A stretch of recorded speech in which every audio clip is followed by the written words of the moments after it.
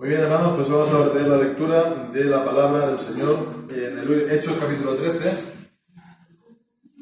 y vamos a leer desde el versículo 30 hasta el 41. Hechos 13, 30 al 41 dice así la palabra del Señor: Mas Dios lo levantó de los muertos, y él se apareció por muchos días a los que habían subido juntamente con él de Galilea a Jerusalén, los cuales son sus testigos ante el mundo.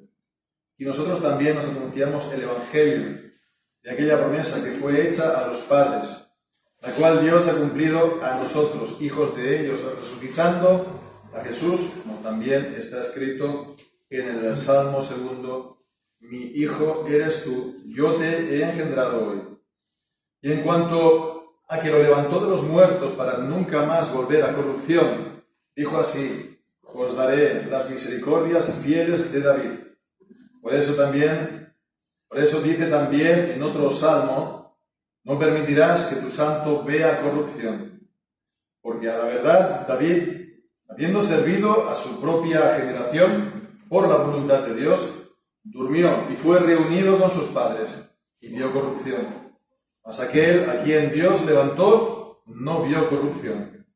Os sea pues notorio, varones hermanos, que por estos os es anunciada remisión de pecados, y que de todo lo que por la ley de Moisés no pudisteis ser justificados, en este es justificado todo aquel que cree.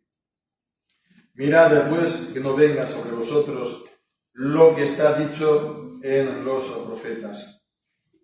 Mirad, oh menospreciadores, y asombraos y desapareced, porque yo hago una obra en vuestros días, obra que no creeréis si alguien os la contara. Amén. El Señor bendiga su santa palabra. Bien, pues ya llegamos al final de este sermón, donde Pablo, en Antioquía de Pisidia, nos ha llevado unas semanas. Vamos a intentar acabar de ver estos versículos. Ya es la recta final de esta sermón, predicación en la sinagoga, en la cual había puesto Pablo como el centro del Antiguo Testamento, el centro de la fe del pueblo de Israel, al verdadero hijo de David. Y entonces estuvimos viendo la última vez que a que el Señor lo envió cumpliendo las profecías, que había sido precedido por Juan el Bautista, que vino, según las profecías, con el espíritu y el poder de Elías, preparando el camino. Él era el precursor, preparando el camino del Mesías. Pues él lo cumplió. Él murió en la cruz. El pueblo que está leyendo sábado tras sábado las sinagogas, las escrituras, sin conocerlo, cumplieron estas profecías de que el Mesías se tenía que morir. Y fueron ellos a quien lo hicieron. Fueron ellos los instrumentos, juntamente también con el pueblo, con los soldados romanos, con Pilatos, etc. Se concertaron juntos, como enseña el Salmo 2 que hemos cantado, ¿no? Que todas las naciones se juntaron a una contra el Señor, contra su ungido, diciendo: quitemos de nosotros sus cuerdas, etc. Y así se cumplió con esta alianza totalmente contra natura entre los romanos y el pueblo de Israel, todos en contra del Mesías, del Señor Jesucristo. Pero la historia no se quedó ahí, como sabemos, sino que hemos leído en el versículo 30: Dios lo levantó de los muertos. Y esto es realmente es fundamental en nuestra fe. Nuestra fe está centrada en el Señor Jesucristo, en su muerte en la cruz. Pero si no hubiera la resurrección de los muertos, el apóstol Pablo nos dice en 1 Corintios 15, nos dice que nuestra fe sería vana, estaríamos todavía en nuestros pecados. Es decir, que la resurrección del Señor Jesucristo era necesaria para completar nuestra salvación. Él fue entregado como sacrificio en la cruz del Calvario, pero tenía que completarse esa obra con su resurrección de entre los muertos. Si Él hubiera muerto y no hubiera resucitado, Él sería un hombre más. A los ojos de todo el mundo, a los ojos de todas las personas, Él sería un hombre más. No más que eso. Todos los hombres vienen, viven y al final mueren, y de ellos se acaba el recuerdo, la memoria, como nos enseña en Eclesiastés o en otros lugares de la palabra. Y sería igual con Él. Él sería pues entonces un hombre que habría hecho pues una gran obra en su día para el Señor, un justo, a ojos humanos, pero sería eso, simplemente un hombre. Pero la diferencia absoluta es que Él, conforme a las Escrituras, vemos subrayado, conforme a las Escrituras, resucitó, tenía que resucitar y resucitó. Y entonces eso es lo que hace que Jesucristo y que el Evangelio sea un mensaje completamente distinto a todos los demás mensajes que creen los hombres, o que los hombres defienden, que los hombres anuncian. Y que es un mensaje para todos los pueblos, para todas las naciones, ¿no? Incluida y primeramente el pueblo de Israel. Entonces vemos aquí cómo en los primeros versículos aquí Pablo está presentando muy escuetamente y no dice el cómo. Vemos en los evangelios, los sinópticos, en Juan también, cómo Él resucitó de los muertos, o cómo la tumba fue vacía, cómo Él se apareció a María Magdalena y pues a las mujeres, y en fin, tenemos aquí el relato detallado. No nos lo dice, solamente nos declara su resurrección. A continuación, que se apareció por muchos días a los que habían subido juntamente con Él de Galilea, es lo que también en otra parte Él está diciendo en 1 Corintios 15, que dice, después de, fue sepultado, capítulo 15, versículo 4, resucitó el tercer día conforme a las Escrituras, se apareció a Cefas, es decir, a Pedro, y después a los 12 apóstoles. Después se apareció a más de 500 hermanos a la vez, de los cuales la mayoría aún viven y otros duermen. Y después se apareció a Jacobo y después a todos los apóstoles, para después, entonces, como enseña el capítulo 1 de Hechos, ascender a los cielos.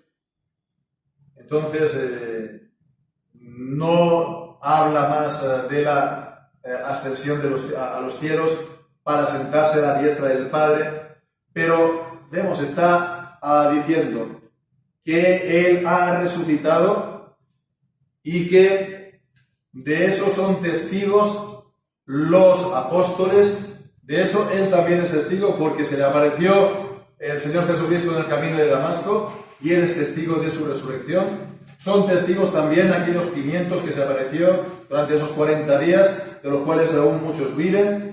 Entonces es un testimonio de uno, no de dos, sino de muchas personas. En un juicio, cuando hay un testimonio de dos personas, ese testimonio es válido. Cuanto más si estamos hablando de centenares de personas. Y de este grupo de 12 que estuvo con Jesús desde el principio. Cada día. Bien, pues entonces, por eso es este evangelio tan importante. Porque ningún hombre ha resucitado para no volver a morir jamás. Más aún, si se ha ascendido a los cielos y está sentado a la diestra del Padre, como el Rey de los Reyes, el Señor de los Señores, y gobierna todas las cosas con su palabra poderosa, con la palabra de su poder, como dice Hebreos 1. Entonces aquí está mostrando una cosa maravillosa del Señor Jesucristo, que Él no es un hombre cualquiera. Él es Dios hecho hombre. Él es el Mesías. Él es el Mesías anunciado en las Escrituras. Pero ese Mesías no era como lo estaban esperando los judíos, y no es como lo siguen esperando hoy. Porque ellos así continúan esperando un Mesías, pero es un Mesías plenamente humano. Ellos no creen, ni esperan que Dios se haga hombre para venir a su pueblo, para venir al mundo y obrar salvación. Es un hombre más, que va a hacer, pues sí, el cumplimiento de profecías del Antiguo Testamento, etc. Y va a hacer, pues, la liberación, y va a hacer, que todas las naciones, ¿no?, según ellos, pues estén, pues, sirviendo al pueblo de Israel durante tantos años. Pero es un hombre, y como hombre morirá. Eso es presente. Los judíos esperan su Mesías, pero ese Mesías es un mero hombre mortal. Pero Jesucristo era el Mesías y era entonces, no un hombre mortal más. Como enseñan las Escrituras, Él era el Verbo, el Logos, la palabra de Dios, hecha carne. El que estaba en el principio con Dios se hizo carne y vino entre los hombres. Y entonces vemos, Él es el Hijo con mayúscula, el Hijo unigénito, como enseña Juan capítulo 1. Todos los demás que creen en Cristo son adoptados hijos suyos. En un sentido general, como Dios Padre, como Dios Creador, como Padre de los espíritus de toda carne, que también dice la Escritura, se puede decir que es Padre de todo ser humano, en ese sentido de que es Padre de los espíritus de toda carne, no en sentido salvífico. En un sentido salvífico es solamente Padre de aquellos que creen en el Señor Jesucristo. Pero Jesucristo es el Hijo unigénito de Dios, eternamente engendrado del Padre. La sabiduría de Dios. Por eso le llaman el Verbo y la palabra. Encarnado. Él es la luz y vino, pues, a los suyos, y los suyos no lo recibieron. Pero todos los que lo reciben, pues, son adoptados hijos de Dios. Pero aquí está hablando de esto mismo, que Él es el Hijo. Versículo 33. Esa promesa que fue hecha a los padres, la cual ha cumplido a nosotros, hijos de ellos, resucitando a Jesús, como también está escrito en el Salmo 2. Mi hijo eres tú, yo te he engendrado hoy. Vemos lo que está aquí haciendo Pablo.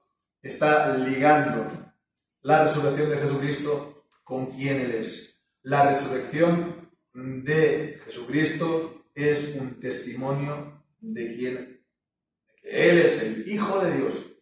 Y esto es lo que también Pablo dice en Romanos capítulo 1, ¿verdad? Versículo 4. Romanos 1:4. Fue declarado Hijo de Dios con poder, según el Espíritu de Santidad, por la resurrección de los muertos. La resurrección de los muertos.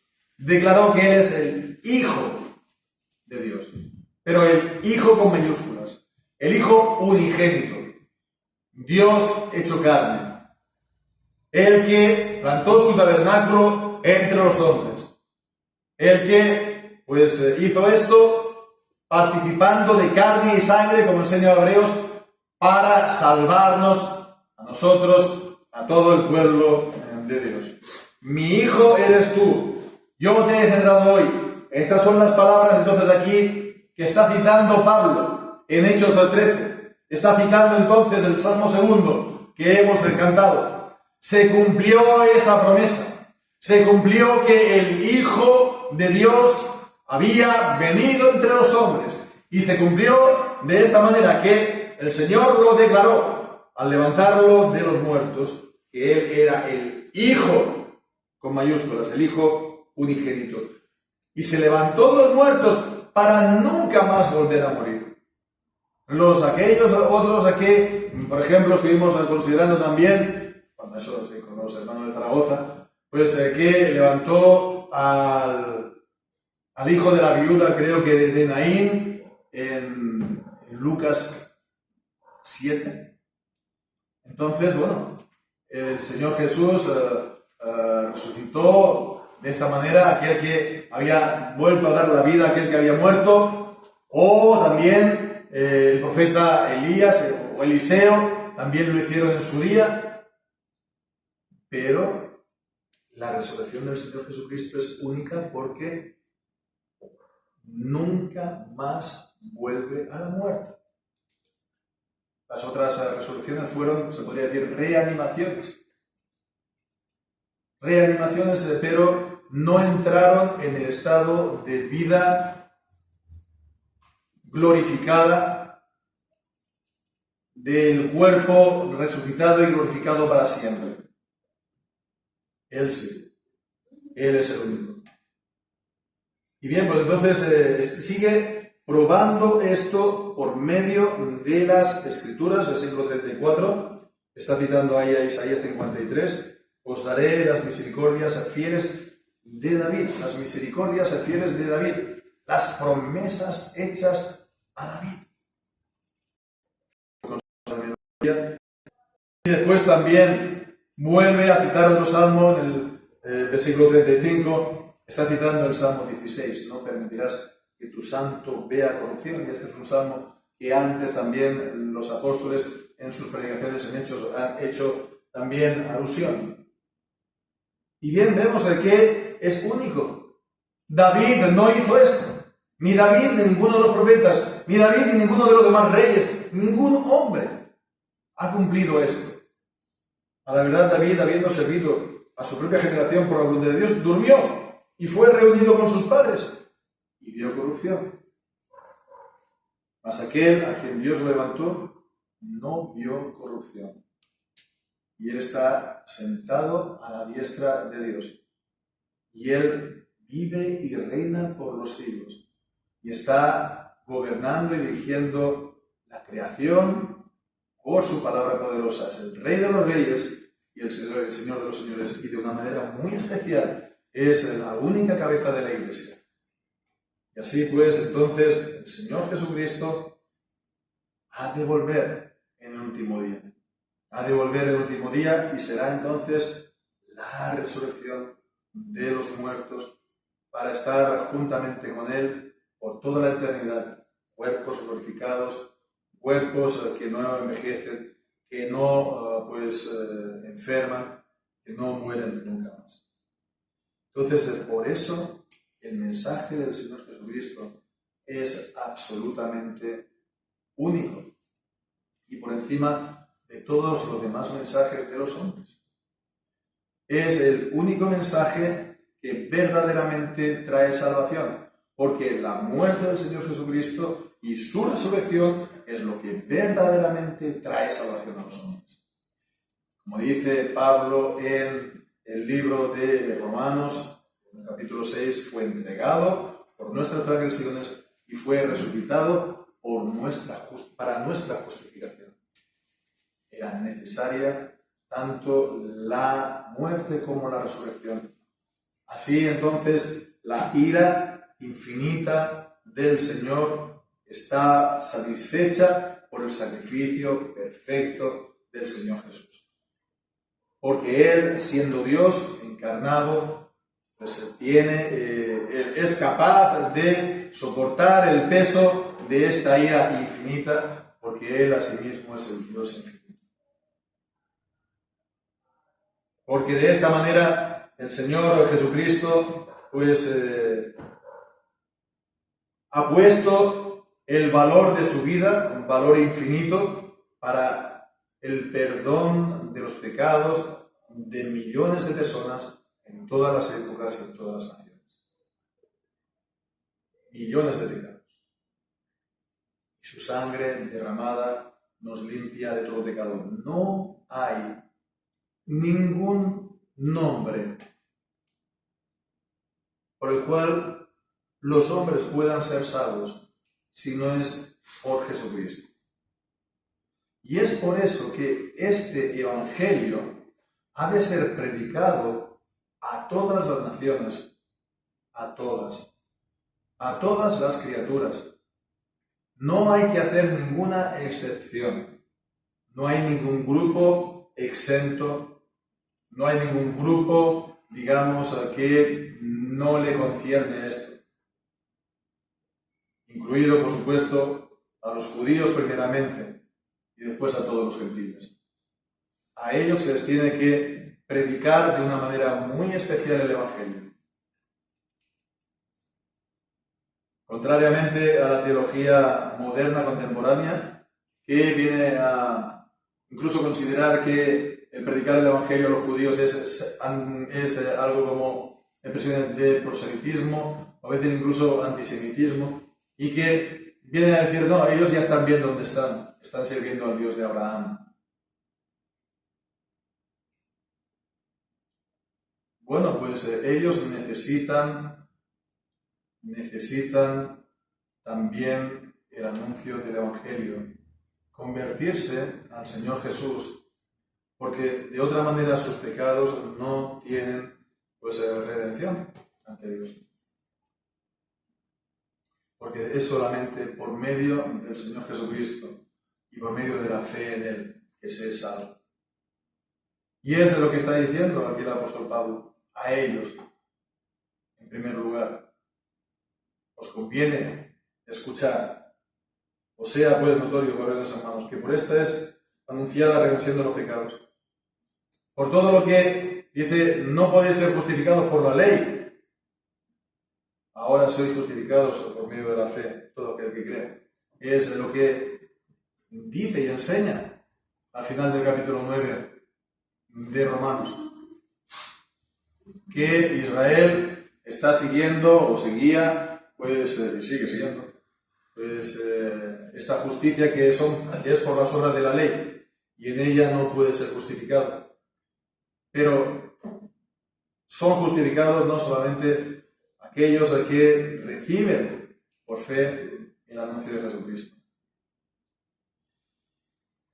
Y bien, pues entonces esta es la advertencia con la que acaba. Mirad que no venga sobre vosotros lo que está dicho en los profetas. Mirad, oh menospreciadores, y asombraos y desapareced, porque yo hago una obra en vuestros días, obra que no creeréis si alguien os la contare.